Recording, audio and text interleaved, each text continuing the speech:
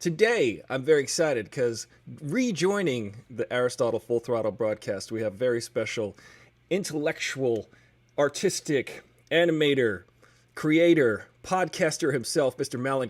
Thank you for being on the show today. Hello, everybody. Thanks for having me. Now, Mallon, you, I'm gonna refer to you by your first and last name every time I talk to you. You, just as most of the world, and me, myself included, find Jim Carrey to be beloved, a beloved entertainer. Tell me the first time you encountered a Jim Carrey piece of work. Oh man, I'm gonna age myself here, but in Living Color, In Living I Color? used to watch that with my dad. That one guy on that cast who was just stand out was Jim Carrey because he was just like a rubber man. My favorite character I think I saw first was Fire Marshal Bill. Remember that guy? Oh my god, let me show you something. He'd end up lighting himself on fire almost every time. I, in fact, am going to date myself even further because when I was very young, my older brothers would take me to the movies, and we went and saw a movie called Once Bitten. Yes, I've seen that. Yes, that's pre-Jim Carrey era Jim Carrey. Yeah. But I don't remember it being Jim Carrey because exactly what you said. It was pre-Jim Carrey, because it was years later where I was like, oh, I saw that movie with that guy. He had a trying life growing up in Canada. I know that he spent just several years living in a car with his family and coming up with comedy and coming up with his act, which To make his mother laugh, who was like she had like some major illness or something. it's one of those stories that you're like, this guy really did all he could do, which was to turn his face into rubber to get out of where he was at. And I always thought that was like, where there's a will, there's a way, and he's one of those examples. And Ace Ventura was one of those movies that completely came out of all of the physical comedy that he does in particular. That's so specific to him. Like Once Bitten was Jim Carrey on 5, and then Ace Ventura showed us what Jim Carrey's like on 10, 11, 12, or whatever. 11,000.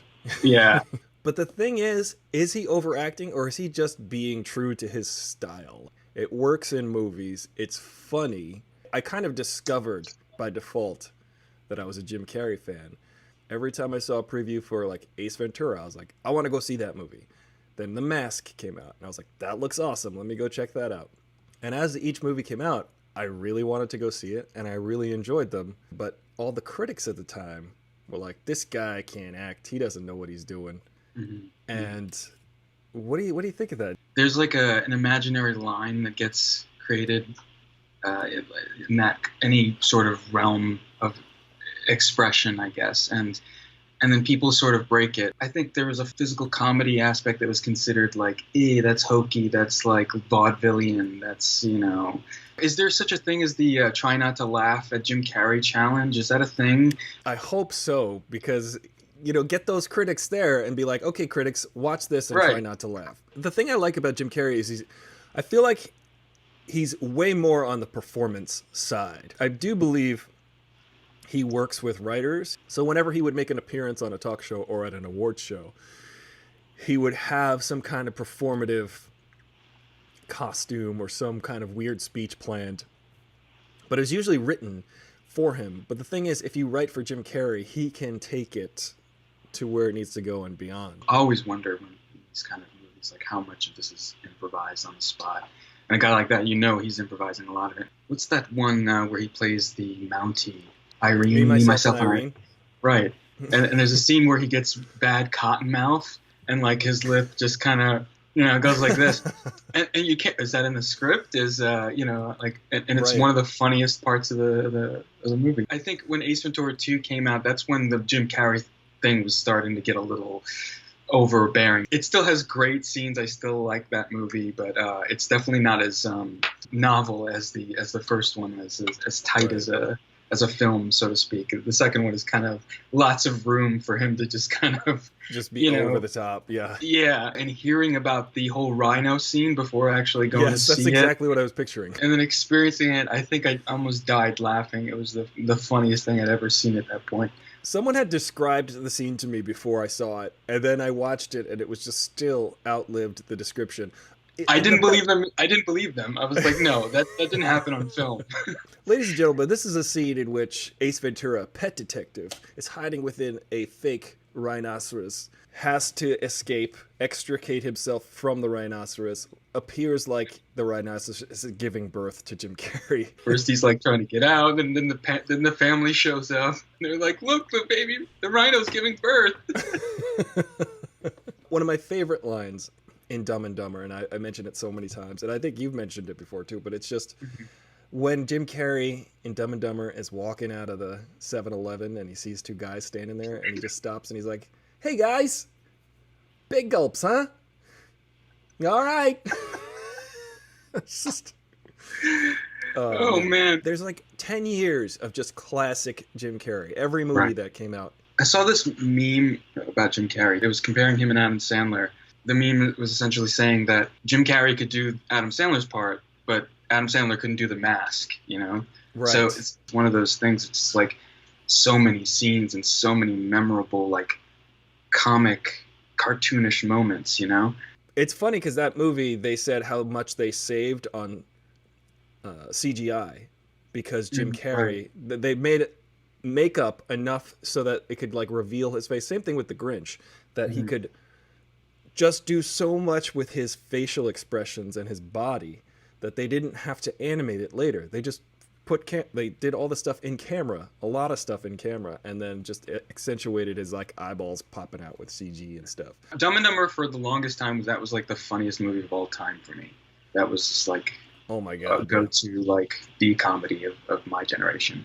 Truman Show is like one of those movies where you reference it. I believe there's an actual term for that scientific type of experiment, but you know, the shorthand is Truman Show. You know, Truman Show. That was one of his like first like really heartwarming, like really intense movies, because you know he was working with layers in that. You know, he was that guy. He was Truman, the happy-go-lucky, friendly dude.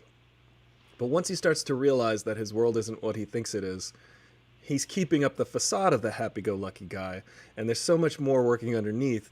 And that was really cool to see Jim Carrey actually be able to pull that off, and we're like, oh, there's more to this guy. And of course, that's also around the time he played Andy Kaufman, and we could probably talk a lot. Oh boy, yeah, I saw that one in the theaters too, and it feels like Jim Carrey like playing another one of his characters and not really embodying the Kaufman. And then you hear the stories of like what went into him making that and the method acting he was going through. Jim Carrey was trying to recreate Andy Kaufman as a person in a lot of ways on set by creating chaos. Eternal Sunshine of the Spotless Mind. That movie was, I think, just a great film. I will always maintain that is his best actor performance. Like, as far as just being fully disappearing into a role where I was just fully invested in who he was. And it's not the typical Jim Carrey type of